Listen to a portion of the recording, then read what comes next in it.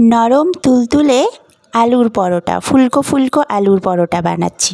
প্রথমে কড়াইতে সাদা তেল দিয়ে তার মধ্যে টমেটো কুচি আর আদা গ্রেট করে দিয়ে দিয়েছি। তারপরে তার মধ্যে দিলাম ধনে গুঁড়ো, হলুদ গুঁড়ো, লঙ্কা গুঁড়ো, তারপর আলু সিদ্ধ করে দিয়ে দিলাম। এবারে স্বাদ মতো নুন, খুব সামান্য একটু চিনি, কসুরি মেথি থাকলে কসুরি মেথি, একটু ধনে পাতা, সমস্ত একসঙ্গে দিয়ে খুব ভালো করে এটাকে নাড়াচাড়া করে একদম শুকিয়ে নিতে হবে। যখন একদম শুকিয়ে আসবে তখন গরম মশলার গুঁড়ো ছড়িয়ে নামিয়ে নিতে হবে। ব্যাস, পুর তৈরি। এবারে আটার খোল তৈরি করে সেই খোলের মধ্যে পুর ভরে খুব আলতো হাতে সেটাকে রুটির মতন বেলে নিতে হবে। তারপরে তাওয়া গরম করে প্রথমে সেঁকে নিতে হবে।